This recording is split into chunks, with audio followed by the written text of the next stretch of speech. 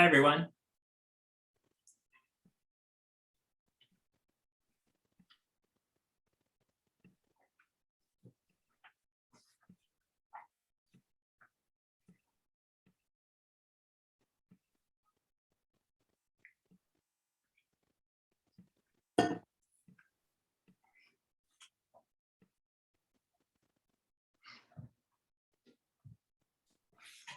Well, we'll get started in just a couple minutes, okay? Sounds good. Okay.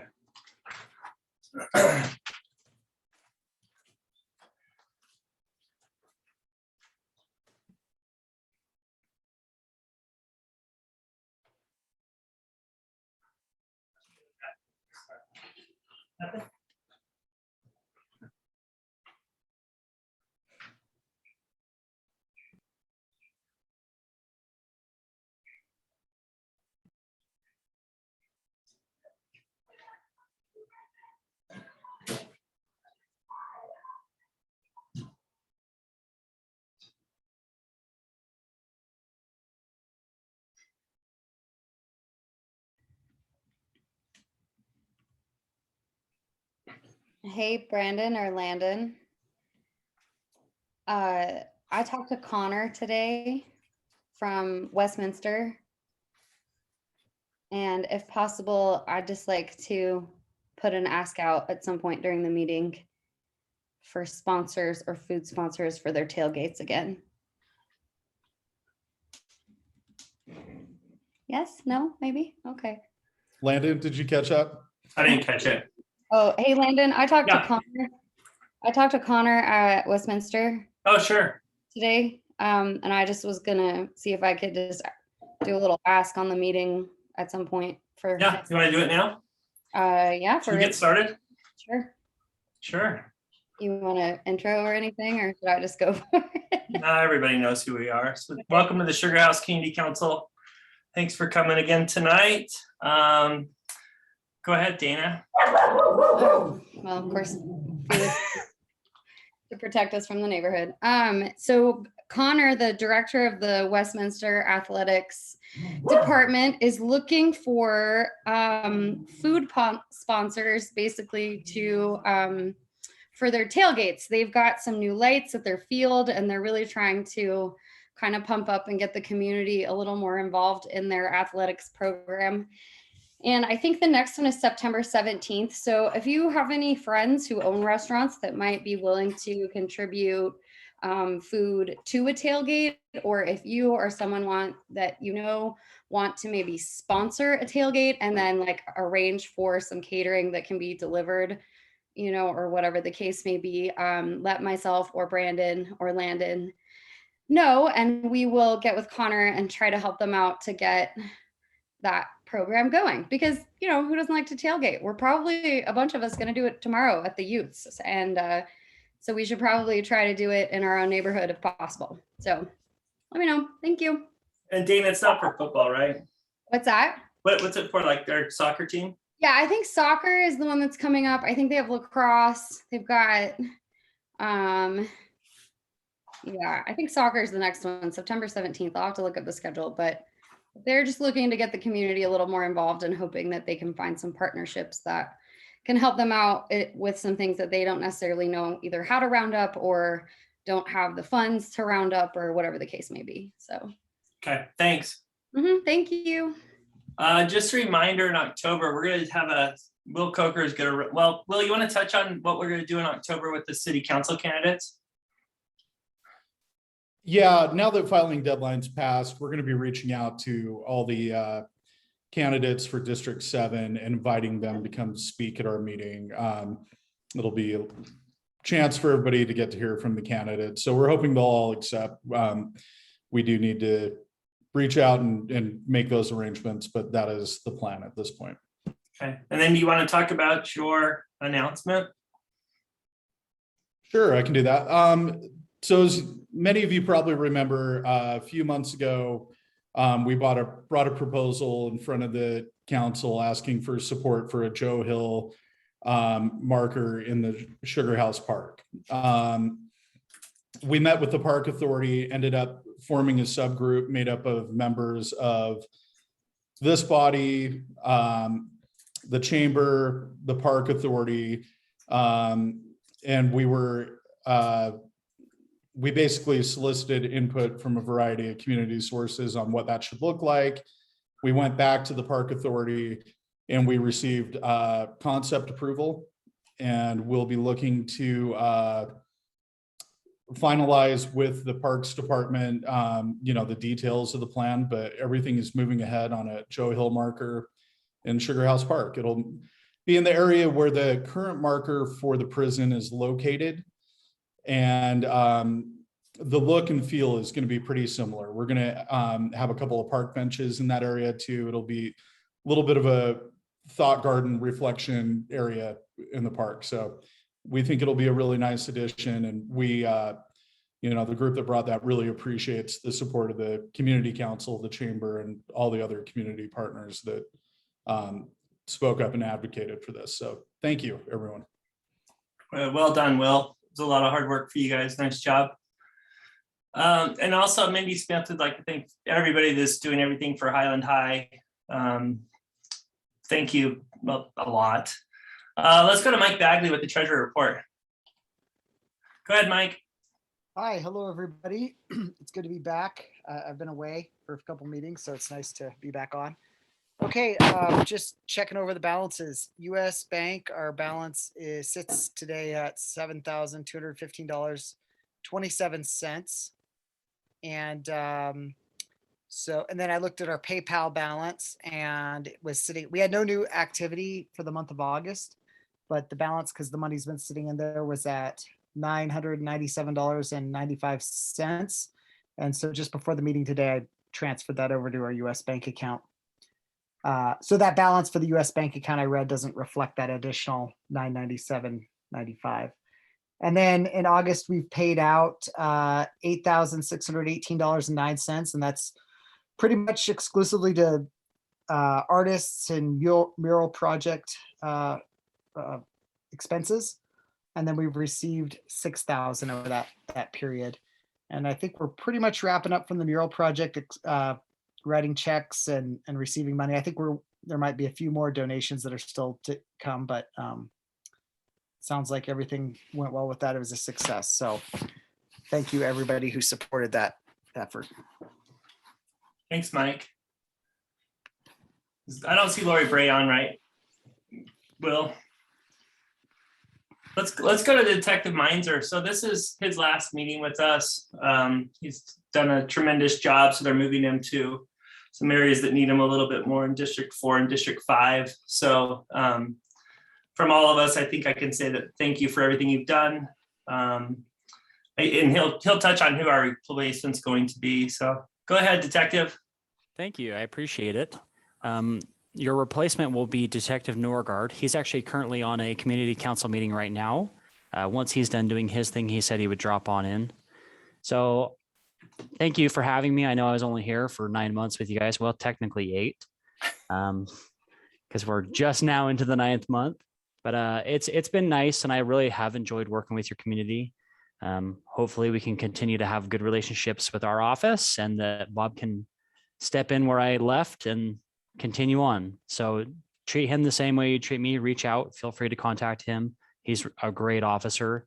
I believe that he's got, I think it's 16 years on the force. So he's very veteran, knows what he's doing. So it'll be a good combination for you guys.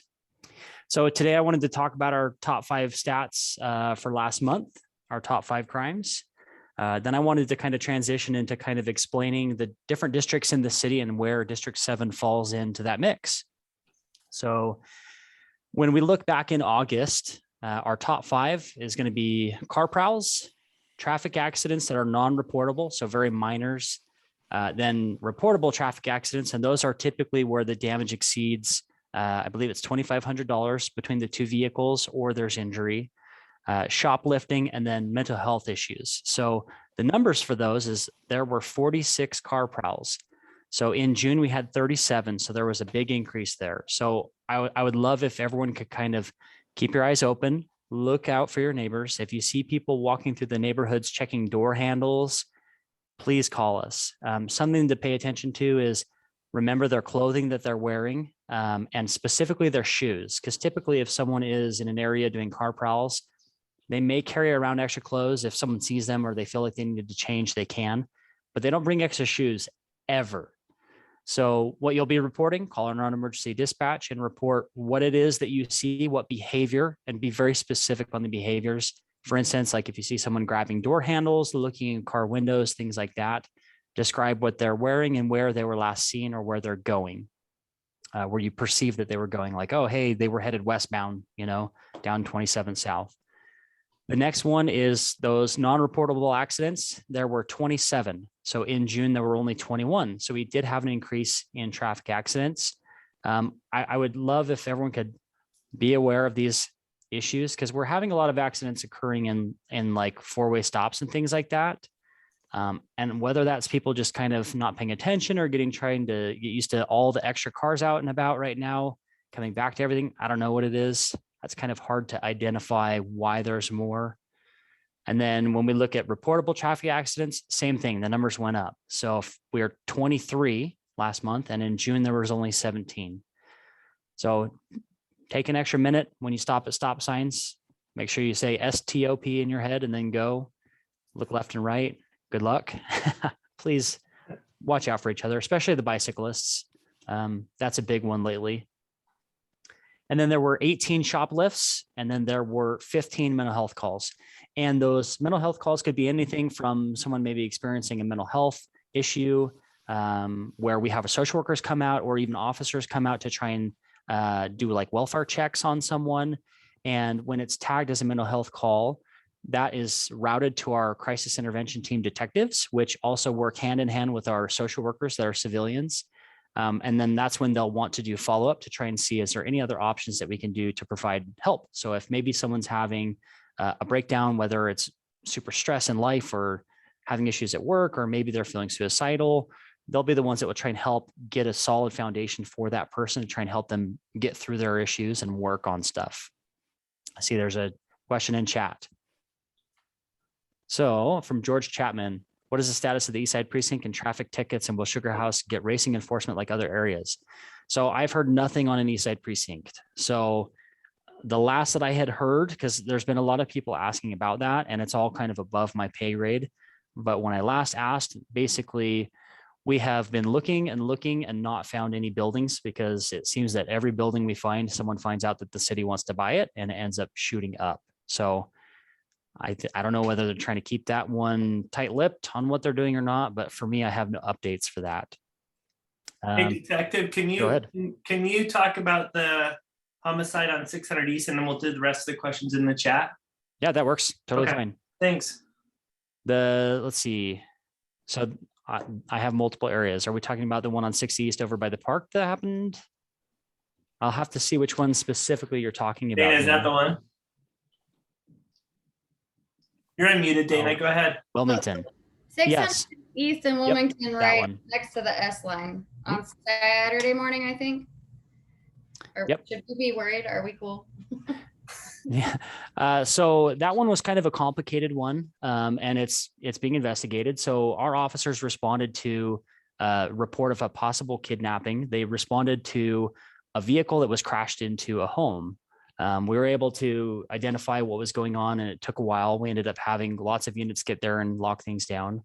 So that's still ongoing. I can't go into too much more detail, but I don't think that was something that was outside occurring to people that don't know each other. I think that there was involvement related there. So it's not someone random totally just choosing a house and crashing into it and someone getting killed. So when we do have more information that we're allowed to share, we'll be able to share that. Sorry, it's kind of vague. Thank you. If anybody has any questions, you're certainly able to put them in the chat, and he can respond to all of them. He's great. Yep. Hey, thanks again. Hope to And see you then around. let me real quick, I'll talk about where District 7 falls in the rest of the city, if that's Yeah. okay. Yeah, please. And Detective Norgard just walked in my office, so I'll let him talk too. So over the last 4 years, we pulled data to kind of see where all of our districts are at in terms of crime in the city. And so I pulled 2018, 2019, 2020, and then we pulled up until last month for 2021. So on average, District 7, surprisingly, every single year has been steady at the 8% mark. So every single year, 8%. If we want to compare ourselves to District 6, so in 2018, District 6 was 5%. 2019, they were also 5%. 2020, they were 4%. In 2021, they're 3%. So theirs has actually been kind of going down. And I don't know if that's based on the tight knit of the community or not, because you guys are also pretty tight knit, but we're holding pretty steady at 8% for District 7. And if we want to compare to, like, for instance, District 4, they're 33% of the city's issues, 35% in 2019, 34% in 2020, and 32% in 2021. So in terms of crime, we're actually on the lower end of the pack. We're the second least busy in terms of crime. So when we talk about those top 5 numbers, just remember you're second out of everybody. So everyone else has much higher numbers than that. And then real quick, do you want me to have Detective Norgard introduce himself? Sure.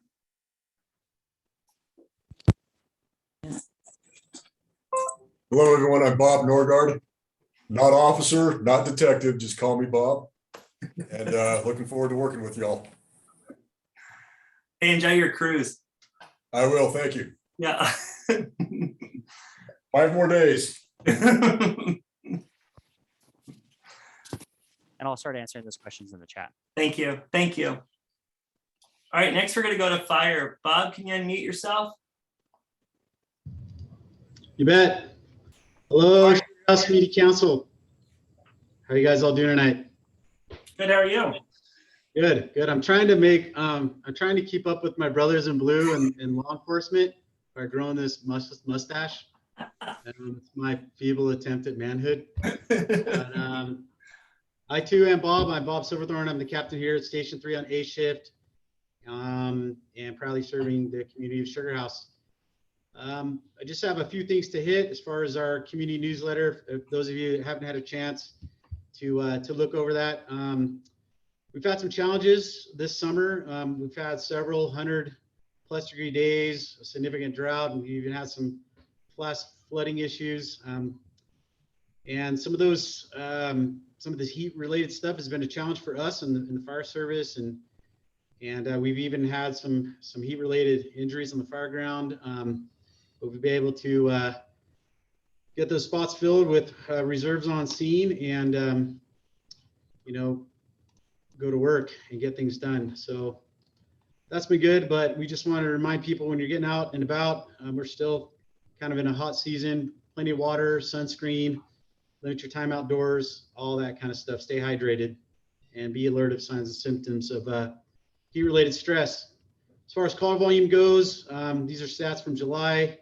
Medic Engine 3 responded to 70 fire alarms or fire-related incidents, 189 medicals in just in the month of July, and the year-to-date total for Medic Engine 3 is 1,407. So we've been pretty busy. As you guys have seen the news, California is blowing up. We've been able to accommodate our EMAC requests from our partners in surrounding states, mainly California. We just had one crew. We've sent a crew out to Montana. We had one crew return from California just to turn around the following day and send 2 Type 6 engines out to help the firefighting efforts out there. So those folks are working hard. Our crews are working extremely hard. They're having good work, good assignments, and they're really representing the state of Utah, and specifically Salt Lake City Fire Department. We go out and we do a good job. Our division supervisors and our task force leaders, we're earning their trust, and we get good assignments, and it's been a great opportunity for us to learn a little bit more about the wildland domain, because typically we are urban firefighters, structural firefighters. So it's been really good for us to kind of enter that field and able to serve those folks. Let's see what else. COVID-19, we're still, our operations are continue to be impacted by the COVID-19. We've had to modify several department policies and protocols in response to the pandemic. And I've been really proud, to be honest, on how well our firefighters on the streets have been able to adapt in light of the pandemic and the potential for exposure. Over 80% of our fire employees have been fully vaccinated. We wear surgical masks or cloth masks in public or non-medical response reasons, such as trips to the grocery store. Sorry about that. We've got Siri telling us what to do in the fire department. But we've adapted really well. We're asking people to meet us outdoors when they're requesting emergency medical assistance. That's one of the things that we're asking the caller to try to do for us, to try to minimize our exposure, to be in the open air. We've also had to continue suspending the participation in public and in-person activities such as, station tours, school visits, things like that. But we've got a lot of resources on our website, educational videos that can replace the types of activities that you can usually see at the fire station. But hopefully we can resume them soon and safely. So that's a little bit of what's going on. Also, kind of a big thing, and I really want to give props, so to speak, to our fire administration, our fire marshal, and the people in city government and the mayor's office of having the ban on personal fireworks. And we just want to thank the community for supporting and observing this ban. And this enables us to reduce the number of firework-related fires, unnecessarily putting our firefighters in danger, protecting property and life, which is our main concern, and of course, in this drought, preserving our water supply. So I really want to thank the community for supporting that. It's been really good. We've had good feedback from the community and ready, set, go. So I'll try to hit up some questions in the chat if anyone has anything for me, and thanks for having me. Hey, thanks, Bob. And that mustache does look sweet. Thanks, Landon. I appreciate it. Yeah, I know it means a lot. Next, we're going to go to Tim Cosgrove. Will you see him? I'm looking. I'm sorting through. Me too. I got him. Hey, Tim. Hi, Landon. Hi, everyone. Thanks for having me. I appreciate it. I'll just touch on a few things. You may have heard last week with the kids going back to school that Salt Lake City Mayor Erin Mendenhall used her executive powers of the Office of the Mayor to issue an order requiring that masks be worn in K through 12 schools throughout Salt Lake City. We have data according to the release on August 19th, 144 children ages 5 through 13 in Utah tested positive for COVID-19 in one day, which results in 802 children testing positive for the virus in a week. And last year at this time, there were 128 children tested positive for COVID. So you can just see the difference within the time frame a year later, and we're not out of the woods. So out of the 533 children that, out of 802 children who had tested positive for COVID in the past week, 533 of those children were between the ages of 5 and 10. So that puts this population, makes them more vulnerable with the increase with the Delta variant, with the contraction rates. And then again, our kids are kind of captured. They're indoors in school all day, and the 12 and under can't get vaccinations.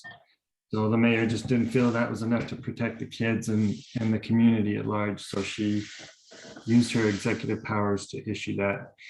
And I can put the executive order in the link if that's something that you're interested in reading. Or I can try to answer any other questions. Let's see. Today, Salt Lake City released the application for the capital improvement program. This is kind of a fun, I call it fun because it's grassroots at its finest. It allows the constituent, you, your community council, to issue a request for a capital improvement project within the community. Most of the projects, they begin at a $50,000 minimum amount and go up to $500,000, 500,000. But the capital improvement project is for infrastructure within the city, and it's led by a citizen request. Applications are open until the end of this month, until the end of September. We're looking for these projects to be funded out of the fiscal year 2023 budget.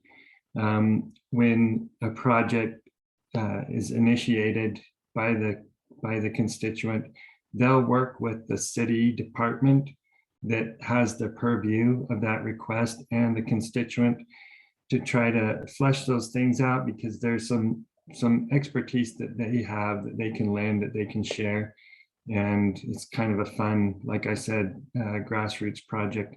I know the Kensington Byway was one that both Liberty Wells, Elko, and Ballpark worked on collaboratively this last year, and that was funded this year. So that's kind of fun to see a community-based driven project. Also, you may be interested, there's a tiny home design competition.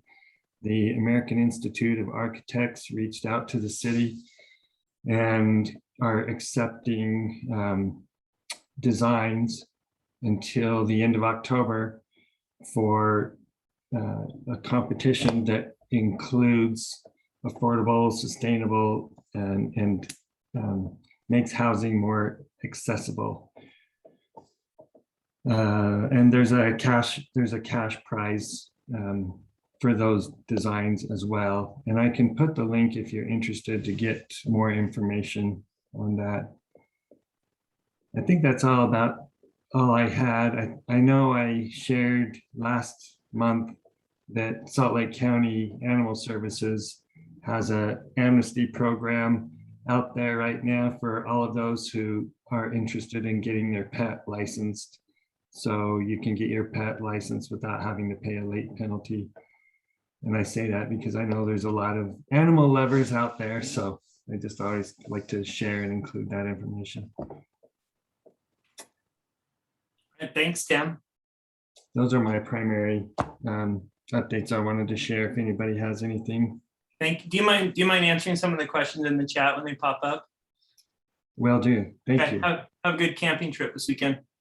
Oh, thanks. Looking forward to it. We're going to bring back our Michael G. Spotlight on Business. So tonight we have Misty. You ready, Misty? Sure. You want to introduce yourself and where you are? Yeah, so I'm Misty Burrell with Mindful Living Wellness Center. Sorry, my name's not updated on this account.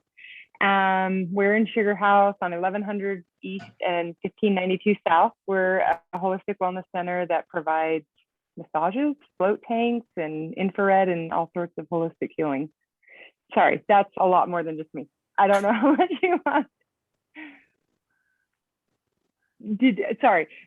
I'm not familiar with the format. Yeah, no, go ahead. Go ahead and just okay. tell us about yourself and what you do. And yeah, the floor is Awesome. yours. How much time do I have? Maybe 5 minutes. Oh, awesome. Okay, yeah, I can talk for 5 minutes. You're gonna have to stop me. You'll just mute me when my Okay, deal. So yeah, so we're a holistic wellness center. We're just right across the street from InBody, the juicery, fun little location. And we started just a few weeks before the official shutdown last year. So we've just kind of been creative the last year, and then this year been growing and thriving, and as I call it, wonderful problems, because of great support around the community. We have had an influx of clients come, and on a COVID note, we're able to service our clients very individually. So it's been a wonderful experience to be able to bring clients in, put them in their treatment room, and not have to have like a crowded space. So it's a nice offering where people can feel safe and still get that self-care that they're desiring. So touching on our services, we do massage therapy. We have float tanks, the deprivation tanks that are kind of have been the buzz. If you haven't tried one yet, it's possible you've heard about it.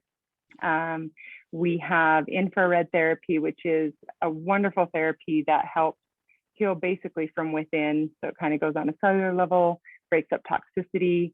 And we have meditation gardens in the basement. And we have yoga and different other classes that promote self-care and wellness. Fun fact with our little house there in Sugar House, it was a home built in 1912 that I believe about 40 years ago was turned spa, and Sorel Spa had it for a little while, and then they independently contracted like rental space for it for a couple of years until I bought the house from them. And it was really fun to go in and do the renovation and restore it. So I tell people as I'm giving little tours, like I restored it to what it could have looked like. It's definitely not what exactly I'm sure it looked like back in the 1900s, but it's been really fun. All of the furniture, I would say 95% of the furnishings came from Sugar House Antique Stores, which is really fun because that wasn't completely intentional. And when I stumbled upon the beautiful antique stores in Sugar House, I'm like, done and done. I'm going to furnish it with this stuff. So it's been really nice to be able to utilize era appropriate furnishings. And one would say that it's kind of a timeless place to go into. When you go in, you step away from the world and you're able to just kind of focus on your healing. We got our first billboard this spring, which is really fun. It's over on about 1100 South and State Street. And so that's been generating some fun traffic. And as far as the way the services work, we do have memberships so that people can focus on their wellness rather than have to empty their pockets to get that self-care.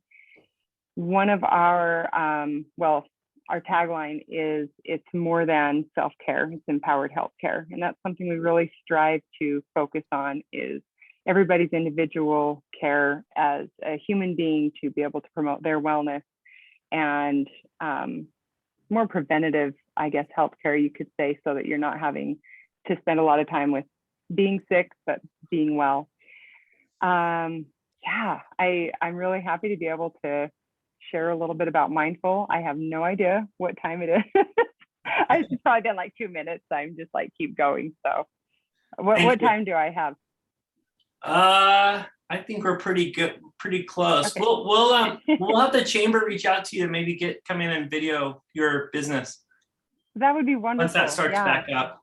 Okay. Yeah, that would be great. Well, thank you so much for having me and letting me Of course. feel a little bit about mindful living. Welcome to Sugar House. Thank you so much. Yeah, thank you. All right, let's find Mark Isaac. I see him. Hey, Mark. Hi, Landon. How are you? Pretty good. How are you? I'm good, thank you. Okay. Hello, everybody. Thanks for having us back. For most of you, I think you've seen what we're about to present a few different times. We are working on the 24-hour fitness site adjacent to the liquor store on Highland Drive, behind Pibbs Exchange, Brugger's Waffles, and behind the Patagonia outlet, just to give you bearing. I represent Mike Augustine and Altiterra Real Estate Group. Sam Watkins is also on with us tonight, and Sam is our lead architect, lead creative. He's calling from the close, friendly confines of Dallas, Texas. So we have him available if you have any questions. As part of the procedural due process in our city, we continue to work with the community council, the land use committee. Subsequently, we go into the planning review, planning staff.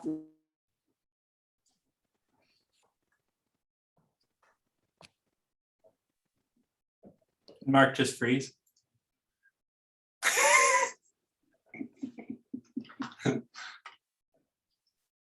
We'll give him just a second. If not, we'll have Sally. Hey, let's unmute Sally. Sally, you want to do your little spiel for a second while he Sure. okay.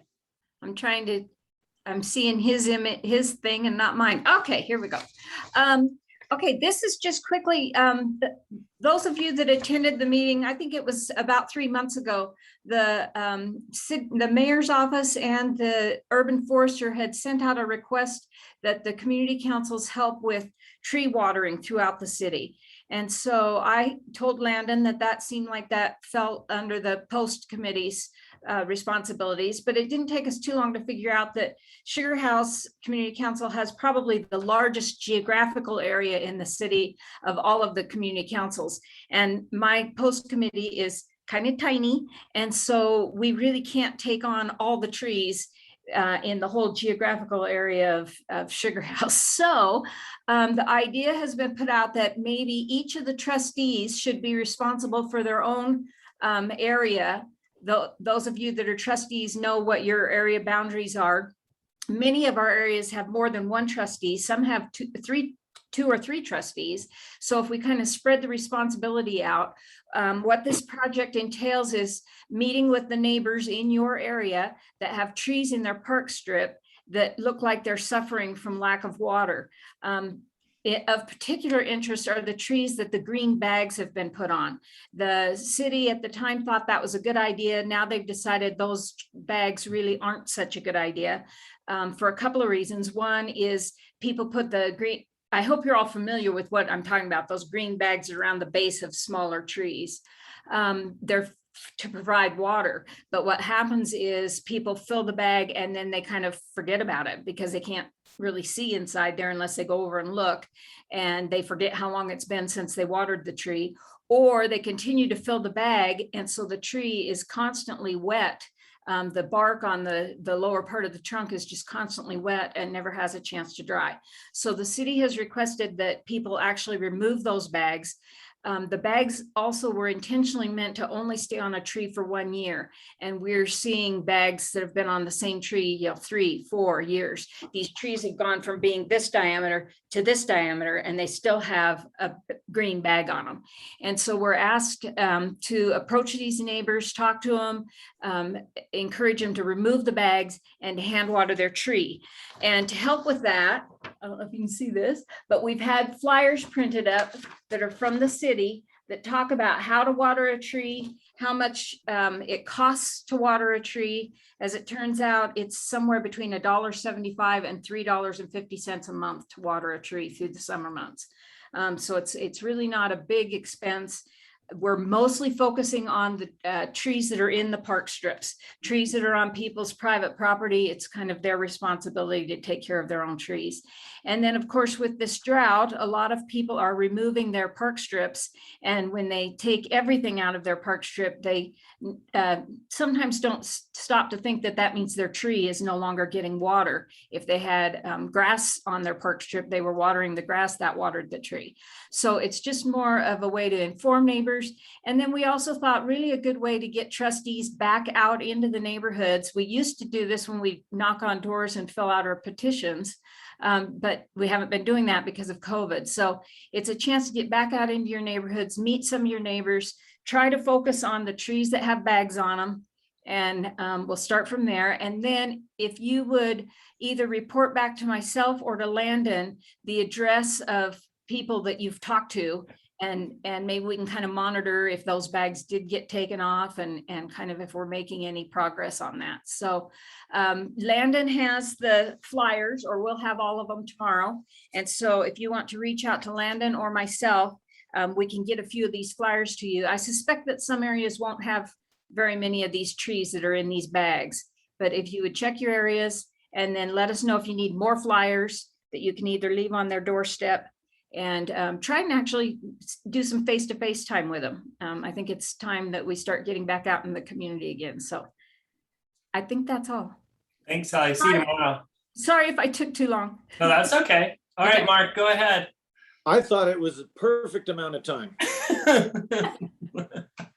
Thank you for covering for me and stepping in on short notice. I love technology. When do we get to do this in person, by the way? I don't know. Hopefully soon. It just won't go away. Anyway, forgive me. So I'll kind of, rather than waste time, here's where we're kicking off. The building you're looking at right now is on the footprint of the existing 24-hour fitness site. It's not existing anymore. We're in the process of taking it down. You may or may not have seen that, but this building is looking directly west over Fairmont Park. The application in front of you tonight, we have two buildings on the two parcels that Altiterra owns. We have the main building, the larger market rate apartments on the lion's share of the property, which is the one we're looking at right now. And then if you'll just click to the next slide for me, Landon. And this is looking to the southeast. So we're still looking at the main building in front of Fairmont Park. We will be coming to Land Use Committee and to the Community Council again with this building more specifically, but I want to just point out a couple things on this rendering for you to ponder. You've noticed that we've tried to establish a complete street. We're working with the city transportation department in the city right now to build a larger plaza sidewalk. The sidewalk that's on the west side of 24-hour fitness right now is only 5 feet wide. We would like to build a bigger plaza, you know, more in keeping with some of our cool new Sugar House areas and the plazas on Highland Drive and 2100 as an example. We've got a bike lane shown there, some landscaping, and we're trying to engage the front doorstep and sort of have a good neighbor connectivity into Fairmont Park to the west of us. Next slide for us, please, Landon. So now this is an important view for you guys tonight, for the community council to take a look at. We are looking over the top of the liquor store. Pibbs Exchange on the right has never looked so good. And you're looking straight down the lane into Fairmont Park. The building on the left is the second part of our project, but in actuality is the reason for our presentation tonight. It's our micro unit building, multi-family project. We'll be building both of these buildings at the same time. Because they're on two separate parcels, the city planning staff has asked that we handle them individually, but we felt it necessary to demonstrate holistically what we're trying to do. We're trying to create a complete street with bike lanes, with street landscape, street trees, that's more in keeping with the area and Fairmont Park, and more of a continuation of what you've all been working so hard for in the central business district over the last 10 or 15 years. Next slide, please. Now we're looking directly east, back the other way. And this better demonstrates how the two buildings are similar, yet slightly different. We are working really, really diligently to make this streetscape bike pedestrian friendly and cohesive. Both these buildings are serviced by parking structures. Underneath the buildings, they're full podium buildings. The interesting dynamic in this application is this is the first residential in the Sugar House Central Business District to use the opportunity to build the extra height. Mike and his team and Sam on the design side have decided to build more of what is type 1 construction, concrete and steel frame multifamily. It's not stick frame like you're seeing the Lowe brothers do on Highland, like Sugarmont and Vitek did, like I did on Park Avenue. This is slightly different construction type. It's going to be a different delivery mechanism. But the interesting thing about it is we can actually build these a little bit faster. So we're hoping that the disruption isn't quite as dramatic as we've all experienced over the last few years. Next slide, please. Okay, now we're looking at our main building again, the north building, if you will, but it shows how our amenity space, if you look on the third floor, right-hand side of the rendering, you can see fitness facilities, common area, the pool and the deck. All of it is oriented over the park. It gets the late day sun, it gets that west sunset, but the actual appeal for us is this is, oh, for a lack of a better term, Salt Lake City's first Central Park type development where we are trying to 100% engage the main activity of our building overlooking a park.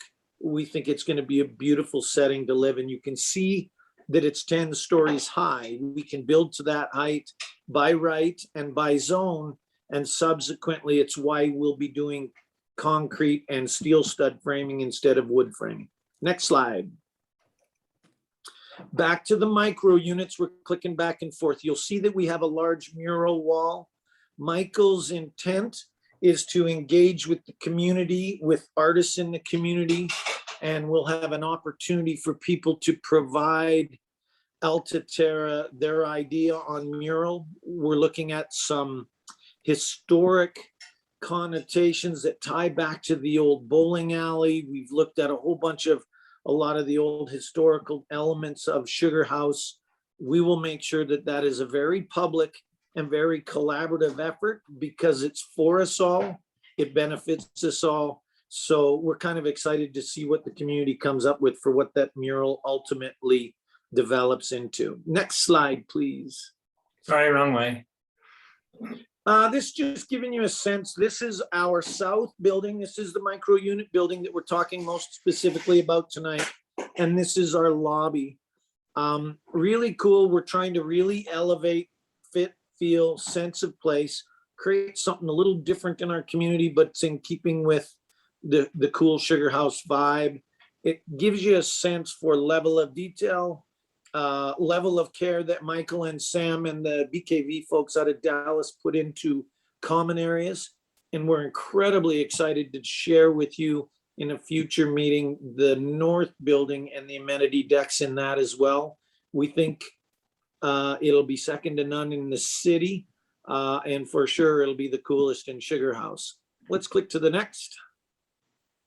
Again, some more of our common areas, some more of our building space. It's just giving you a bit of a feel for tone and tenure and what Mike and his team are trying to achieve. Again, a tremendous amount of care in the fit and finish and the detailing. Let's click one more. And then again, just common areas, great rooms. So what I'm hoping tonight is that you guys get a good sense for what we're up to. We care so much that the community supports what we're trying to do, that it's in keeping with what your wishes are. As most of you know, I've had the good fortune of working with you all for a long time on a lot of projects in Sugar House. And I'm incredibly confident when I say this might be the coolest one I've worked on yet. Oh, that's high praise, Mark. Well, thank you. Any questions? You mind answering some of them in the chat for us? Not at all. Okay. I'll go to work on it and stay with you for a while. Okay, thank you. Hey, Will, can you make Lauren a co-host?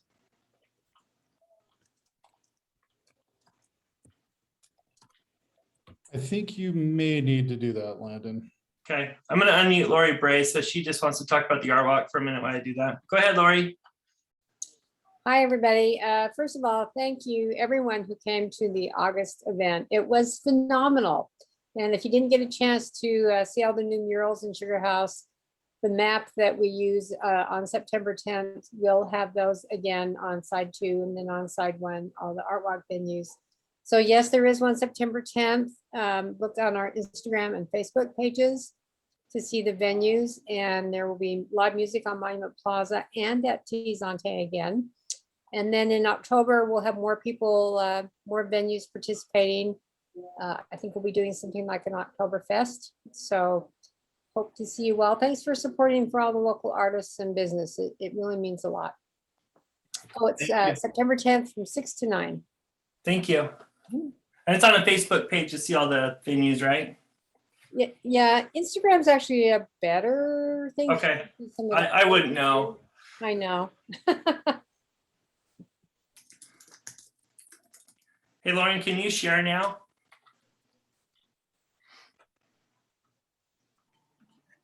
Yes, let's see if this works. Can you guys see this? Yeah. Go ahead and Great. introduce yourself and Yeah. take it away. So my name's Lauren Schaefer. I am the deputy city recorder for the city. And basically what that means for all of you is that I'm your election administrator. This year we're doing ranked choice voting, which is, I'm basically gonna go in and explain how that works and where you guys can find more information. But yeah, ranked choice voting is a pilot program that the legislature put out for municipalities to opt into, and our city council opted into it this year. It's also known as instant runoff voting. We chose to do it just for the general election, and the council chose not to hold a primary, which is why no one saw any ballots hit their mailboxes in August. It's best used for single winner elections, and we've done it actually in Utah before.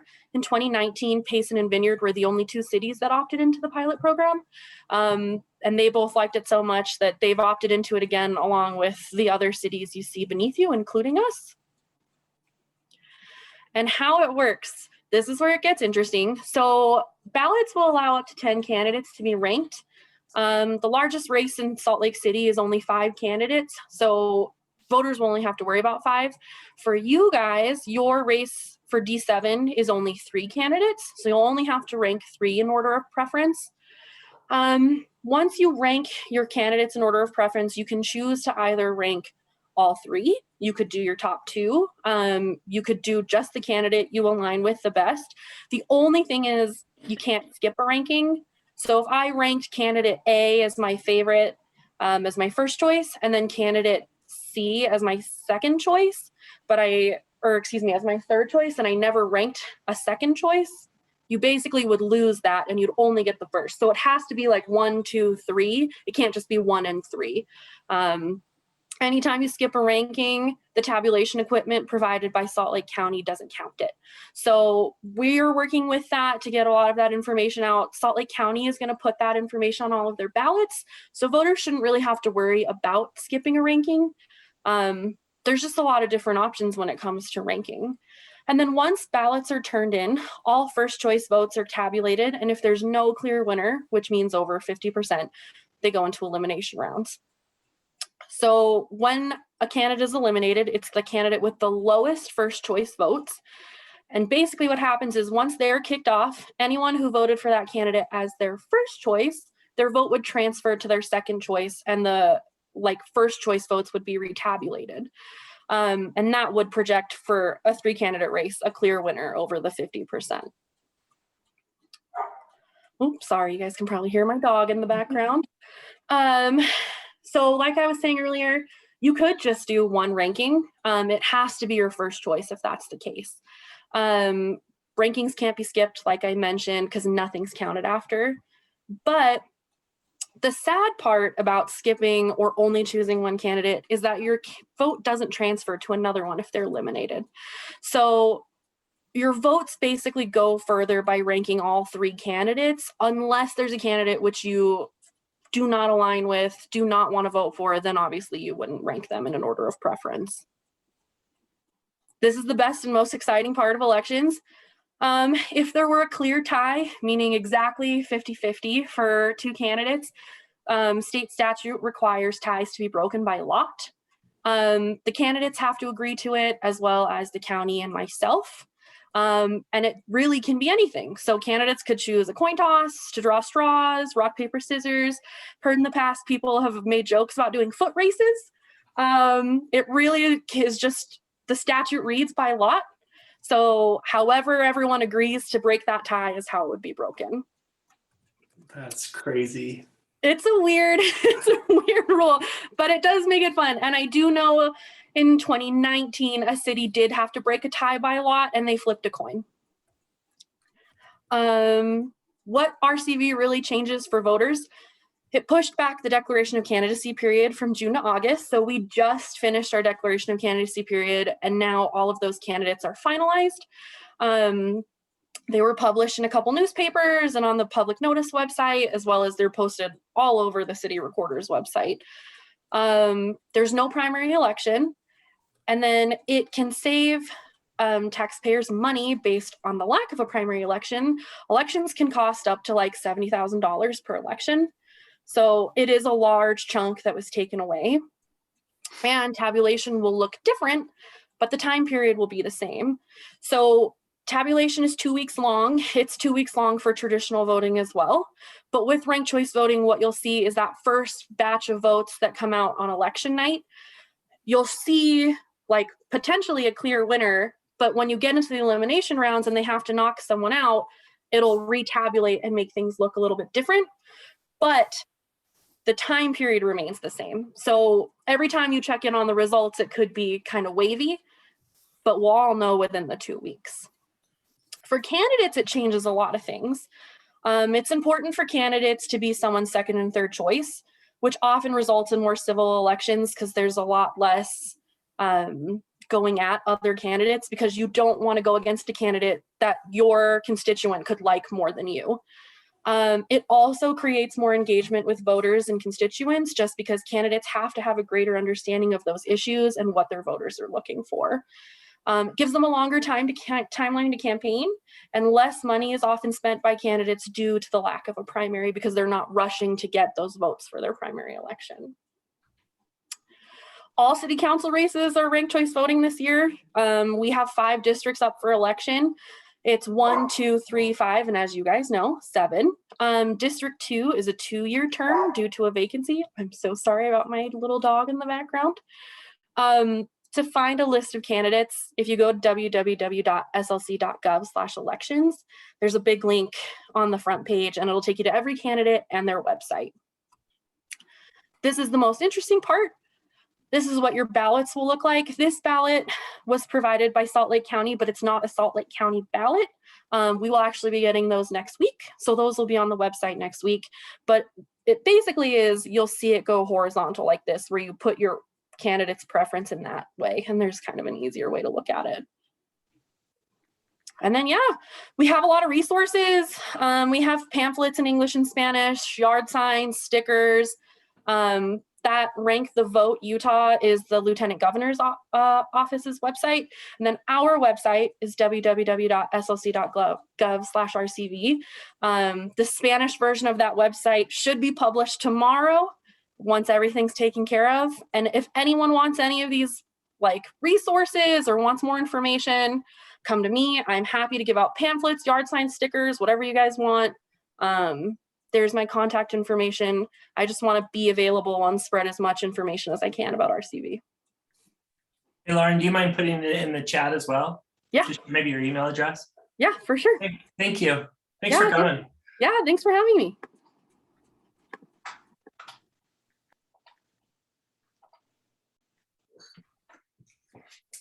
Okay, Nancy. So about every year we have the airport come and talk. She's the director of communications for the airport. She also lives in Sugar House. You should be able to share your screen, Nancy, if you need to. Okay. I don't know if anybody's been able to go to the airport, but it is amazing. And she's already heard about the long walk, so she won't cover that. What long walk? Not that at all. What do you mean? Well, I appreciate the opportunity to speak with you. A lot has been happening out at the airport, and I just wanted to give you an update of some of those exciting happenings going on. And I'm hoping that this will all work. I have a couple of videos embedded into the presentation. So I actually wanted to start today with a look back. And a lot of you may not be aware that 100 years ago, Salt Lake City's first airfield was opened for airmail service. And we've grown into an international airport hub. But we did want to recognize our history, which was celebrated on December 21st, as much as we could celebrate during the pandemic. But what we did is we produced a documentary, and we also wrote a history book. So anyone who's a history buff, you may want to check that out on our website. But I wanted just to take a minute and show you a brief snippet of that documentary. So let's hope the sound works here.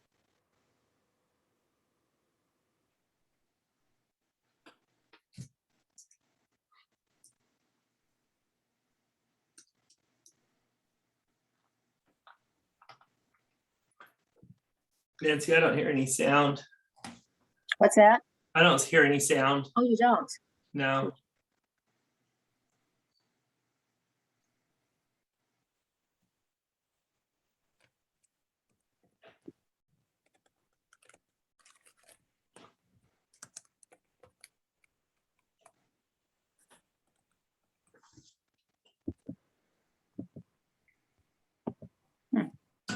Not quite sure why that's not, I have to rely on my kids to help me with things like this.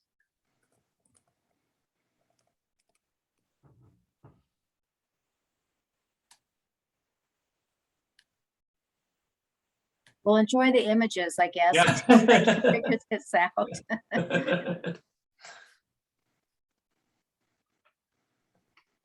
Oh, well. There we go. We had some visionary people out there that says, you know what, we have this potential Can you in the hear that future. now? Let's Yeah. modernize our airport and make sure we can accommodate the future as we welcome the world to Utah. Say hello to the new SLC. So as I mentioned, that's actually on our website, and it's a 50-minute documentary with some really fun images of the history of the airport, the construction of the airport, through to the celebration of our opening. So just to give you a quick update on the airport, as many of you know, the airport is a department of Salt Lake City Municipal Corporation. Of course, we're a hub for Delta Airlines, which means that we have more nonstop destinations. I know that we like to say that if we didn't have Delta as a hub, we'd probably have half the number of nonstop destinations as we currently have. Just this past couple of years, we've moved up in the rankings. We're now the 21st busiest airport in North America, 70th busiest in the world. Always proud to note that we are the recipient of national awards for snow removal. And of course, we're building phase 2 of the new SLC. And that's something that not a lot of people are familiar with. So I wanted to touch upon that a little bit more. But before I do, I just wanted to talk about how the airport has rebounded from the pandemic. And we have rebounded. We actually had one of our busiest days earlier this August. We had more than 29,000 passengers, which is getting up to a record that we had pre-pandemic of 30,000 passengers in one day. So Salt Lake City has been outpacing recovery than many other hub airports across the country. And I think that's because we have the great outdoors at our doorstep, whether it's skiing or the national parks. There's a lot of people who want to come to Salt Lake City to recreate. And not only that, but we have new airlines that are looking at Salt Lake City and announced just about, I guess it's been a month or two ago, that Eurowings will be serving nonstop service to Frankfurt from Salt Lake City next spring. So that's something to look forward to. So in addition to Delta, of course, we have Aeromexico, which is coming back on September 8th, so next week, with nonstop service to destinations in Mexico. KLM is looking at coming back next spring. And of course, we have Southwest as our second largest carrier, Frontier, Alaska, American, JetBlue, and United. Paris is scheduled to come back on Delta sometime this fall. I'm not sure if that's going to happen with the uncertainty with the Delta variant. And I know that London is scheduled to come back next spring. So I just wanted to take a reminder, those of you who have seen one of the presentations before, I probably remembered some of the goals for the new project, but when we were looking at whether to rebuild or renovate, it made sense to rebuild the airport for a number of reasons, but a big one was because of seismic risk.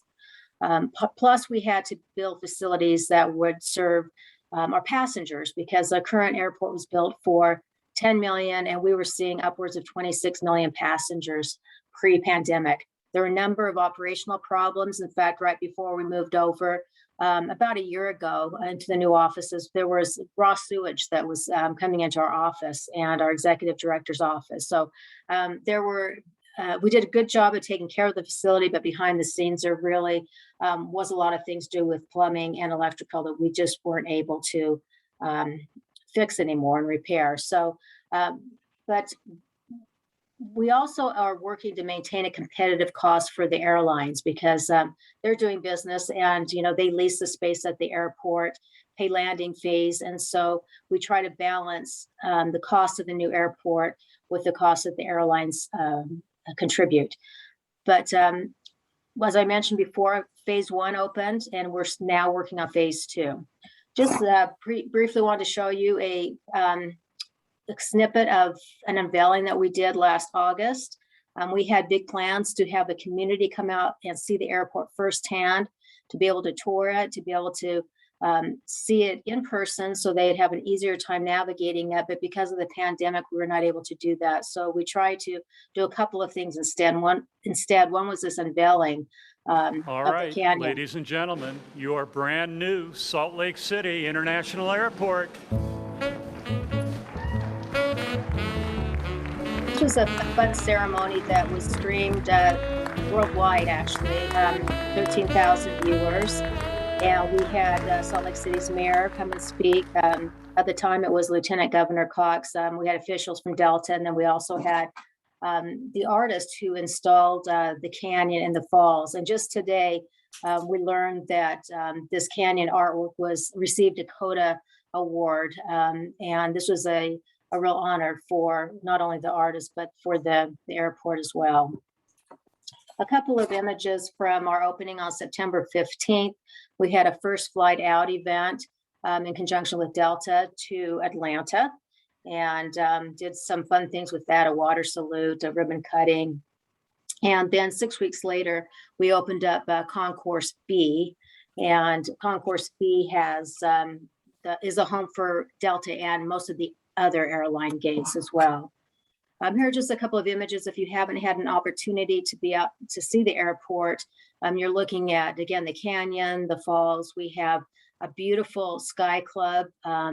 It's currently Delta's largest Sky Club in their system. They're building one that will be larger at LaGuardia. You're seeing the plaza area here too, but it's a really beautiful, beautiful space.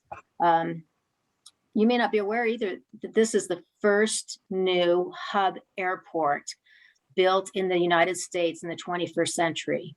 The last new hub airport was Denver. So there really is a lot of new amenities in this airport, and a lot of beauty as well. So we have some great retail and restaurants, a lot of local brands like Market Street, Hip and Humble, Granados, Gourmandise. We just opened a Panera Bread, which is a national brand. We also have a Roosters, which is an Ogden, a homegrown brand. So a really nice combination of shops and restaurants, and all of the concessions have street pricing. And what that means is that whatever you pay at the downtown or the outside location for these facilities will be the same price that you pay at the airport. So since we couldn't have folks come out to the airport for a tour, we put together a short video to help people navigate it. I always like to show this because I think it's a good opportunity for you to get the word out to your friends and family who are traveling out, just to plan ahead, because it is a totally new airport. It will take a little bit longer to navigate. So here's a quick overview of the new facility. Martin, do you want to come see the new airport? Welcome to the new Salt Lake City International Airport. At the new SLC, things have changed, and you might need a little help to find your way around. This video will show you how to navigate the new airport from curb to gate and back again. Here's a map of the new airport. This overview shows the typical path from the terminal, through security, and down the concourse to your gate. If you are flying out of Salt Lake, there are a couple of ways to access the terminal. From the elevated roadway, you'll enter the 3rd floor, which is where the airline ticket counters are located. We suggest you download the SLC International phone app to see the additional airport access points. After ticketing, you'll go down one level to the 2nd floor to access the TSA security checkpoint. Follow standard screening guidelines to move through the new automated screening lanes. After exiting TSA screening, you'll enter the terminal post-security, where you'll find a number of shops and restaurants. This is the entry point to concourses A and B and all gates. If your gate is in Concourse B, you'll walk about halfway down Concourse A to the underground tunnel. Go down into the tunnel and use the moving walkways. A permanent tunnel is currently being built between Concourses A and B that will ease the walk. The tunnel features the Four Seasons murals that were painted by a local and national artist. After exiting the tunnel, you will be in Concourse B, where you can proceed to your gate. If you are arriving at the new SLC, here's the map showing your path from the gates to the airport exit. When arriving in Concourse B, proceed to the underground tunnel and take the moving walkways to Concourse A. Once in Concourse A, follow the signs to the baggage claim area. After retrieving your bags, proceed across the passenger bridge for the private vehicle pickup, for the rental cars, or the parking garage. Passengers taking ground transportation, a taxi, Uber, or Lyft, should go to the first level and proceed outside for curbside pickup. That's it. You made it. And thanks for visiting the new SLC. So we're really encouraging passengers who haven't been out to the airport yet to definitely plan additional time. It is a larger airport. We have a app that you can download, which has a really great map and a navigational tool that will show you how you get from point A to point B and all of the different concessions and amenities in between. So just wanted to touch upon the phase 2 construction. This is an aerial view showing the new airport and where the former airport used to be located. As you can see, the former airport has been demolished. We did that in an 8-month period. And initially we were planning to use some concourses from the old airport, but with the pandemic and the numbers dropping, we decided it made sense to tear down the entire airport because that's going to save us time and money. And it's just been amazing to me to see how quickly they did that and have already started building the east stand of Concourse A. So as you can see on this screen, it would be to your left. And the still has already been erected since this video was taken, and we're planning a topping out ceremony for that in October. And then this is the central tunnel. So this will be the main tunnel that will connect the terminal to Concourse B. The tunnel that we're using now was actually built in 2004, and then it was covered up like an Egyptian tomb and then connected to the 2 concourses. So that's temporary.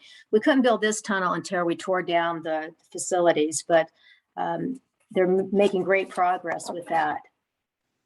A couple of things to keep in mind, you can see the track station that's being built. So tracks right now goes to a stop off point and then passengers take a shuttle to the terminal, but that will change in late October, early November when TRAX is completed and goes right up to the terminal, just like it did previously in the other airport. So just to give you a sense of the design and the different phasing, this map I like to show because it indicates why the airport is designed the way it is. This linear configuration is much more efficient and actually more sustainable than the former airport. The former airport, you probably remember, as you can kind of see the screen here, was a pure configuration. So only one aircraft could move in and out at one time.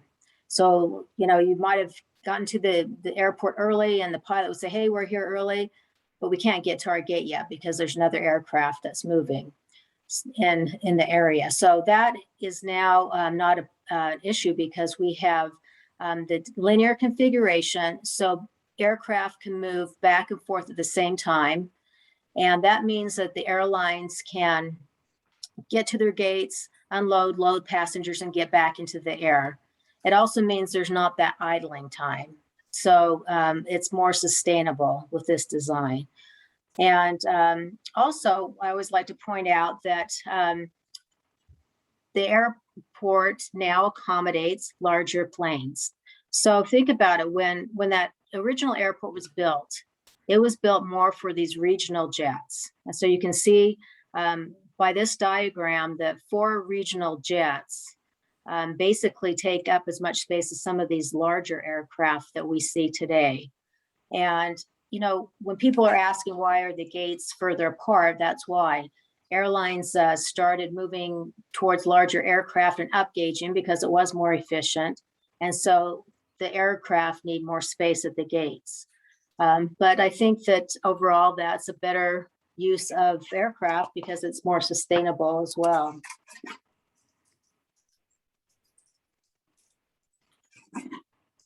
This gives you an idea of the timeline for the phasing. So in yellow, you can see that we currently have 46 gates open.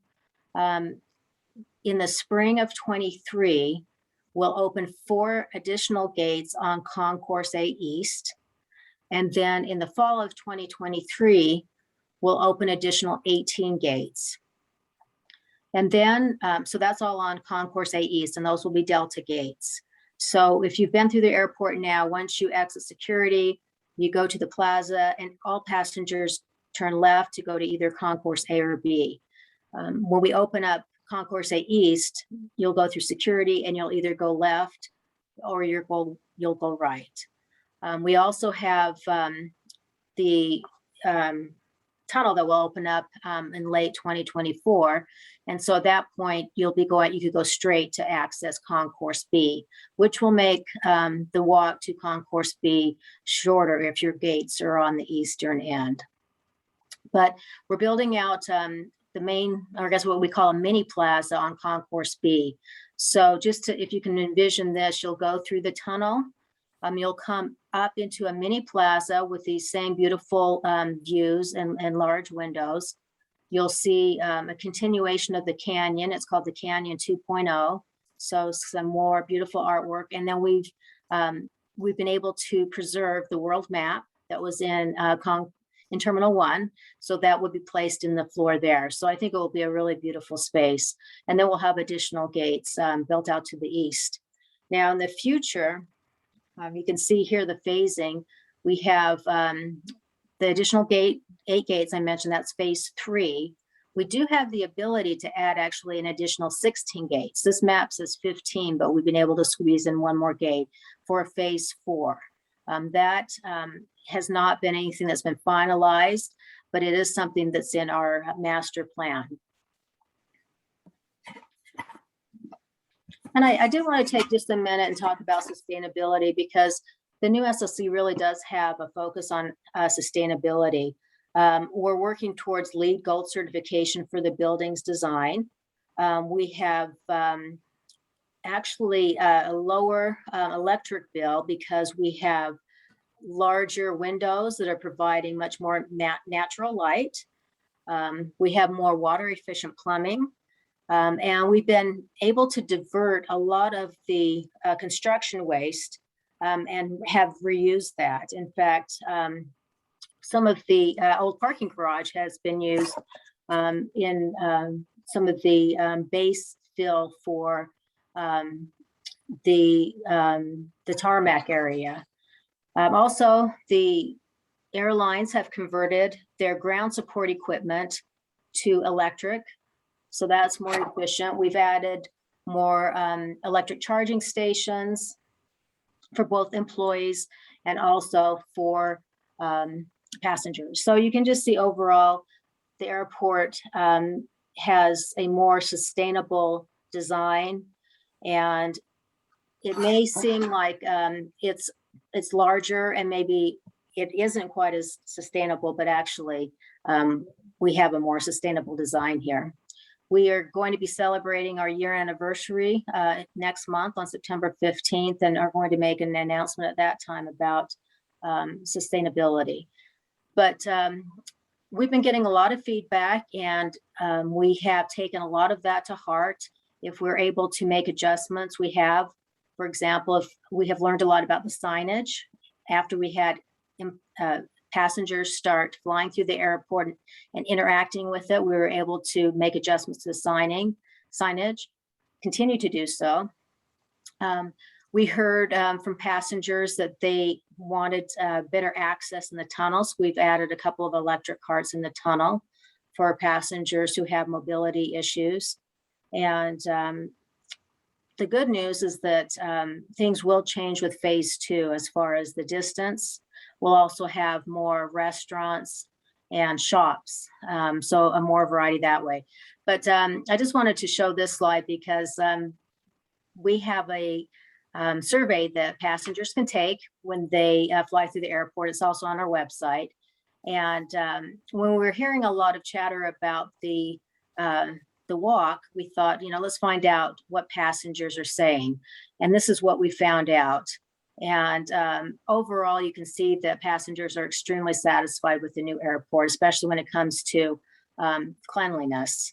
And what we also found is that the people who are the most satisfied with the airport were those who were making connecting flights, and that it was really the people who were the locals who were initiating their flights that were having more difficulty. And I think that's because the other airport was smaller, was more convenient. People were used to being able to get their Uber, go to the curb, go through security, you know, within under an hour. But that's no longer the case because it is a larger airport. So again, just like to encourage anyone, especially those who are flying out for the first time, to come early. We always recommend 2 hours prior to your boarding time.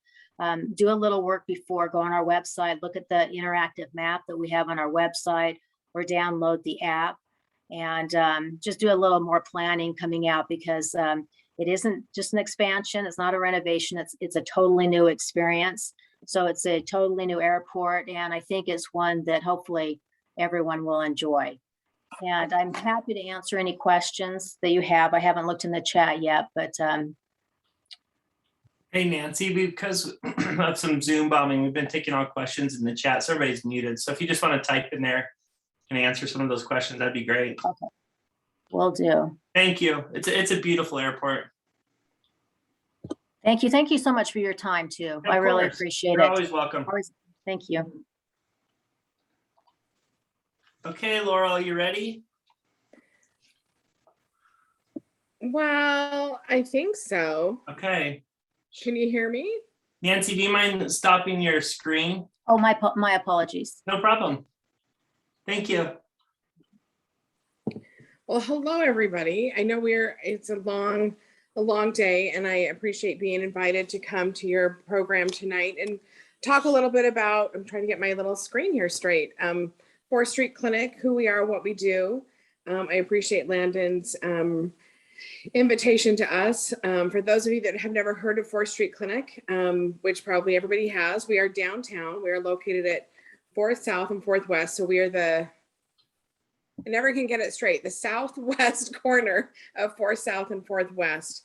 We are a federally qualified health center, and we are designated as a homeless only health center. So what that means is we serve up to 75% of the patients that we see are homeless.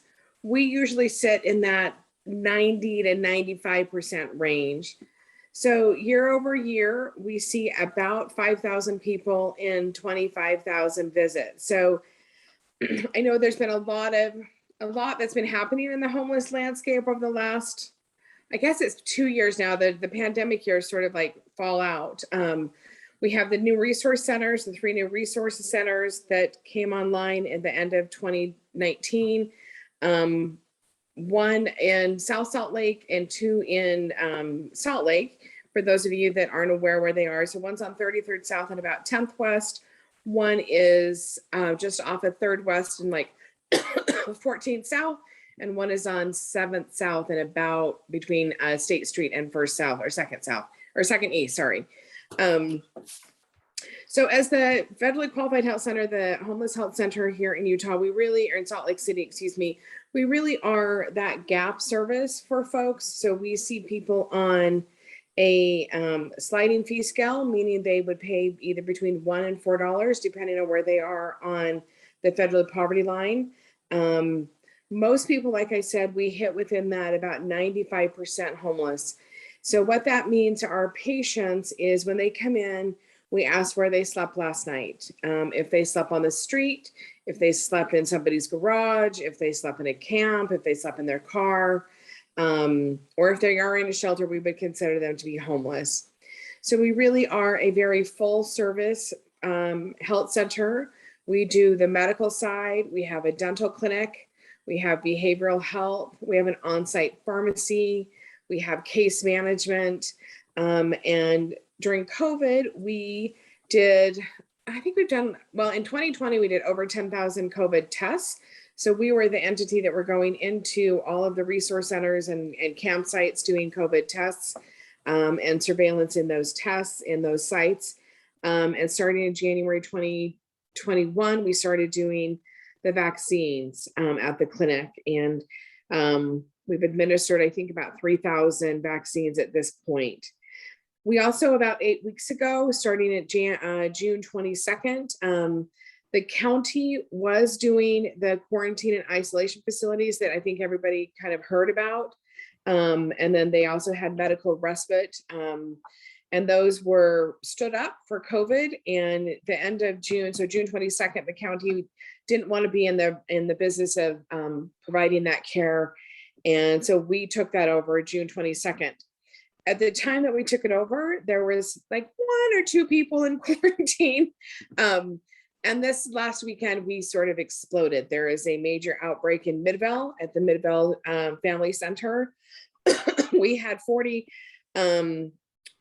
motel rooms that we'd been renting since June for medical respite, vaccine recovery, and that quarantine and isolation. We added another 15 rooms over the weekend for the women and children that are in quarantine and isolation. We have 1 single mom that has 8 kids that we put into a motel room because the mom tested positive, and they're all now in quarantine and isolation. So it has been a big, giant pickle for us that we're trying to keep up with right now in terms of making sure that people have a place to sleep, that they are in quarantine and isolation, that they can be in medical respite, as well as then anybody that wants to go in once we do a vaccine to recover. So it's a big lift that we have at the clinic. We are about a $10 million operation. We receive a base grant from the federal government. We receive some state funding, local funding, and then we really reach out to our corporations, individuals, and foundations within the city. And everybody's been very kind to step up. We do have medical providers on site that we pay. And then we also have a cadre of volunteers that come in to provide some of our specialty care. So that's kind of like the overview. I see that there's some chat, so I'm going to try to I'm like the worst at navigating technology. Hey Laurel, do you mind talking about your end of year stuff, and then I can share it with everybody tomorrow once you send it over. And then if you can just type in the chat for the responses, that'd be great. Okay, so Thank you. you're meaning the Give One Raise Two, or the? How can people donate? Oh, okay, like the end of year stuff. So the end of year stuff, our biggest campaign, if people are wanting to support us, comes the first 10 days in December. So we call it the Give One Raise Two. And so any donation that comes in those last 10 days of December is matched by our sponsors. And last year we were $5,000 short of $1 million. So I am like really, really, really wanting to get to that $1 million. The year before we were 850,000, and this year I really want to hit over that mark. So you don't want me to answer these questions from the chat? Yeah, do you mind typing them and answer them that way? Sure. And then we'll have Lynn come on. Thank you. Hey, Yeah. thanks for coming. You guys do great work. Any other questions that people would have? They'll all just ask them in the chat. So you'll Okay. see a couple over there. Thank you. Thanks Okay. for coming. Okay, thank you.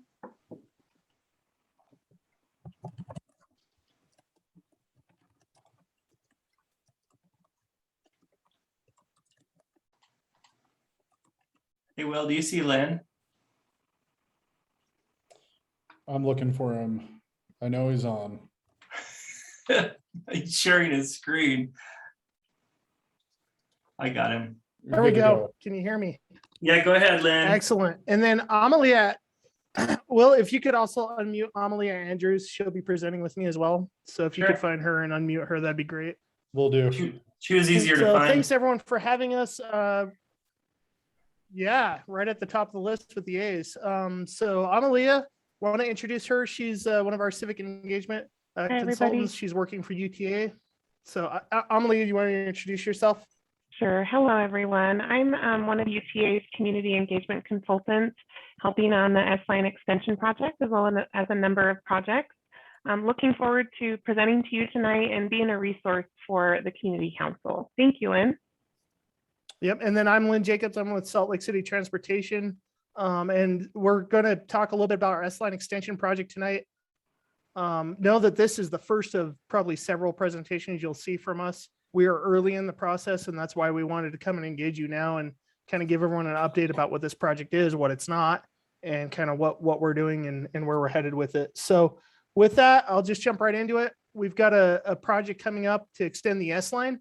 And the purpose of this project is really just to bring value to the community and improve the service that we're providing on that facility. Right now, many of you are aware the current end of the S-Line is right at McClellan Street.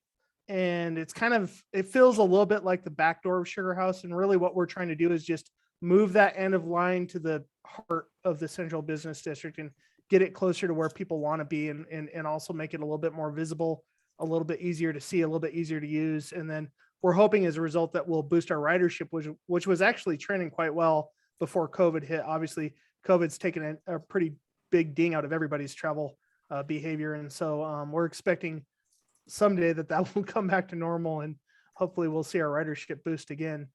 This is our study area, and literally it's that whole central business district area. So as I said, right now the line ends right there at Sugarmont and McClellan. We want to just get it closer to the heart of the central business district, somewhere near Highland Drive is what we're thinking, either at or past. And so that's really what we're looking to do. There's two partners to the project. It's UTA at Salt Lake City. We're working together to try to work this out and figure out what we're doing. We have received $12 million from our state legislature, and we're very grateful for that money. It's going to enable us to do this little piece of the project. And our schedule, we're looking at alignments right now. We're expecting to come back to you later this fall and say, okay, for $12 million, here's what we can get, and here's how far we're going to get, and here's what we're going to do with that money. Now, one thing I wanted to just interject really quick, what this project isn't, is it's not an extension to take the streetcar to the north, to the south, or to the east. We're really just trying to get from the back door of Sugar House right into the heart of the central business district and just really make it a lot more easy to use and easier to get to. And so I know, we've talked about north, we've talked about south, we've talked about east. They're all controversial. That's not what we're doing with this project. It's really just to get us a little further closer in. And we're not trying to predetermine or preclude where the streetcar will go in the future from here. It's just this little piece. And so with that, Amalia, if you don't mind, maybe talking to people a little bit about some of the benefits and consideration doing, and then how they can get engaged. Looks like you're still muted, Amalia. Ooh, did I cut out? There we go. Thank you so We'll much. stash it, Diane. Sorry for that.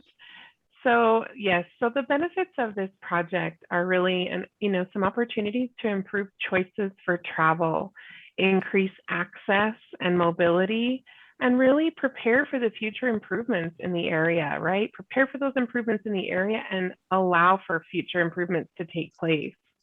And UTA and Salt Lake City are working very closely together. We are in meetings all the time as the two agencies really collaborating to discuss how to minimize the impacts to the community.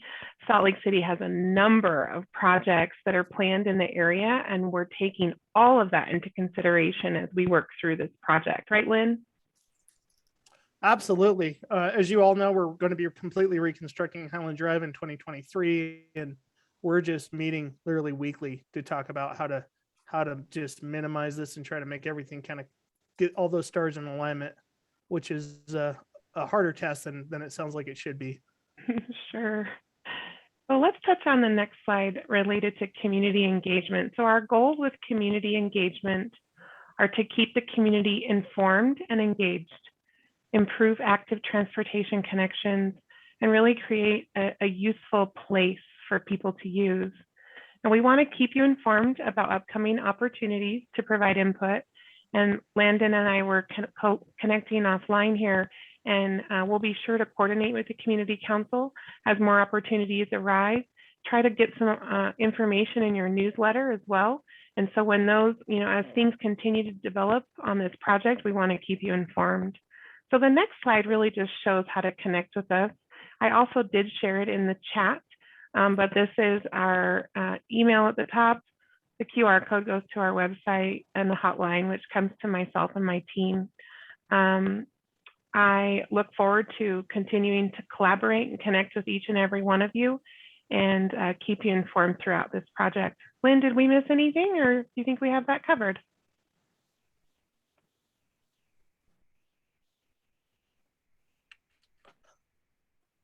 I think we've covered everything that we were hoping with everyone. If anyone has comments, please put them hotline or look at the website and let us know if you have comments, and then expect to see us back in a few months with our recommended alignment.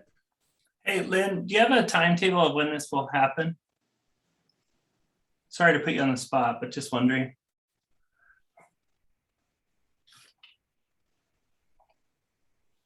Oh, he's muted. He needs to be unmuted again. I think he muted because he didn't want to answer. No. I'm just kidding. That's okay. I'll talk to him tomorrow. Oh, There we ahead, go. Lynn. Now I'm. Oh, no. That's okay. We'll catch him another time. We'll get all that information. I will share that there's goals Okay. to try and reduce the impacts because of all the construction going on. Yeah. So after this conceptual phase, we'll move into the design phase before construction. So, we're just trying to really move as rapidly as possible. Lynn, what year are we talking about for construction right now? 2023? Quickly Yeah. as So possible. can you hear me now? Yes, go ahead. Yeah. So Highland Drive is getting rebuilt in 2023, and we hope that we can get the S line to line up with that same timeline, but that's not a done deal yet. And so that's what we're hoping for, but we don't know until we get further in the process.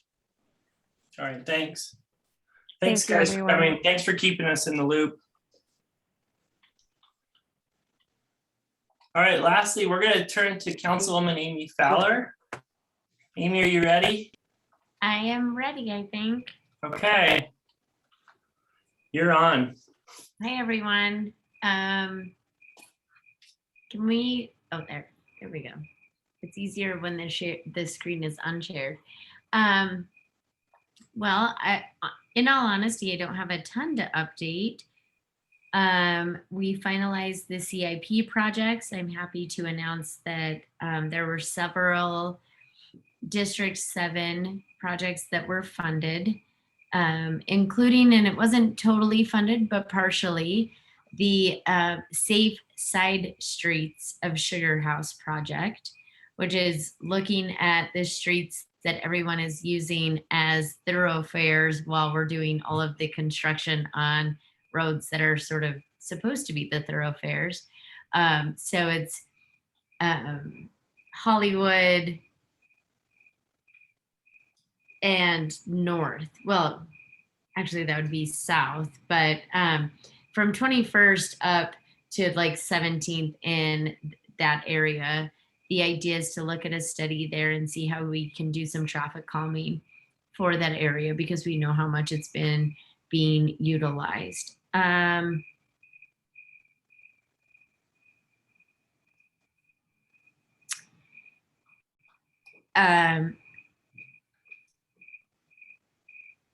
So we got that done. I would like to announce that we had a lot more engagement with our constituent-led CIPs this year, which was excellent. And one thing that I feel particularly proud of is that a friend that I met at the Urban Arts Festival, just randomly, his name's Lance Levizo, and he does an urban basketball camp, and he uses Liberty Park. And he came to me and he said, hey, what do we do about Liberty Park? It really needs to be redone, the basketball courts. And if you look at the pictures from like the 80s, I think Karl Malone came and like did the ribbon cutting at Liberty Park for those basketball courts, but they've been really run down. And I said to him, well, you should do a CIP project. And he did. And then of course that was the year that we didn't fund any actual constituent-led CIP projects, which infuriated me. But it is now funded. So we are going to celebrate that on September 12th. We're going to have just like a great basketball, come and support the fact that it is all about constituents to me, and it's all about us kind of being the little guys that can get it done and connecting each other with the right people. And we're getting this funded. And for me, it is more of get involved in local politics.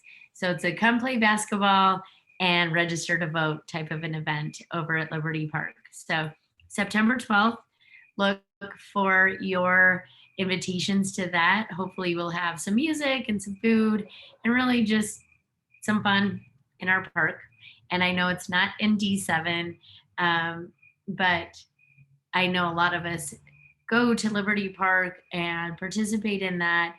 And again, this is just sort of for me an example of what a constituent can do, which is also how we got the side streets done, is a constituent reached out and made sure that we were looking at these things. And in fact, all of our CIPs that I'm proud of come from constituents, constituent applications. So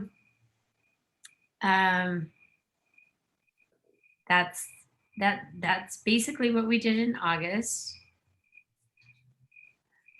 I'm trying to think of other things that Allen Park, we have done some cleanups at Allen Park, which is great. And we're looking at how we can continue to involve the public in what we're doing at Allen Park. We had an amazing arts festival. I'm sure Dana talked about it. If she didn't, she should, because she was instrumental. Look what I did there, Dana. Get it? Instrumental, because she planned all the bands. Instrumental in making the Utah Arts Festival a success. You know, it's very strange coming out of this COVID year. I don't know that we're coming out of it. I think we're just sort of learning how to understand it a little bit more. And so it was definitely a different experience. And I think all of our outdoor experiences are a little different, but it was amazing and just kind of reminded me again of why I love living in Salt Lake City and the communities that we have here and the people that we have here. And honestly, that's all I have. I'm happy to answer any questions. Awesome, thank you. Thanks for the Highland High crossing. Dana, you want to talk about the Arts Festival? We have a few minutes. Yeah, sure. Big event. We did it. And to everybody, you know, we're kind of in a period right now where there's been just this week, some events canceled. There's a lot of events and venues and things that are asking, you know, for vaccinations and for negative COVID tests. And regardless of how you feel about all of that, you know, there's a lot of people in industries like concessions and stage crews and bands and band crews and all of these sort of supplemental services that don't have a livelihood right now. And so we're pretty proud that we were able to put on the event, A, at all, B, with the support of the community. You know, obviously it was smaller, we had a lower attendance. That's actually okay, because, you know, we do want people to feel safe. But I think overall it was a success, and I think people were really happy to be out, and we really appreciate everybody that came out and supported art and artists and music and, you know, the community. And so, you know, thanks to everybody who came out. And if you didn't feel comfortable, you know what, that's okay.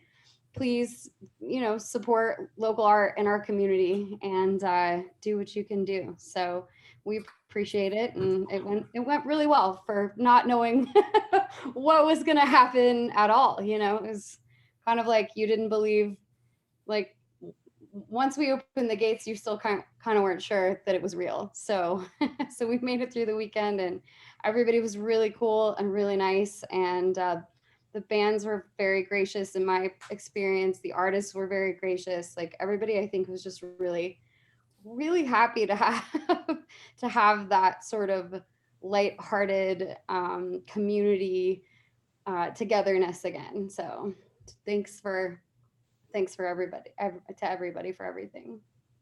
Oh, thank you. Nice job. Sheree, do you have anything from Sprague Library? We just started a puzzle exchange at the library. And so it's a bring in a puzzle, take a puzzle, and we just posted it on social media yesterday and already got some people coming in and doing that exchange. We wrapped up our Super Summer Challenge, and that was a lot of fun. And I am currently working on doing an adult year-long reading challenge, since that seems to be something that everybody wants to do. So yes, we're accepting puzzles and games. Yeah, you guys can bring in donations. Yeah, and the library is really good. So if you haven't come on in. Awesome. Did you see the thing in the chat about accepting puzzle and game donations? Yes, yes, bring them in. We will be happy to take them. All right, thank you. Thank you, Landon. Yeah, thanks. All right, well, thanks everybody for coming tonight. We'll see you in October.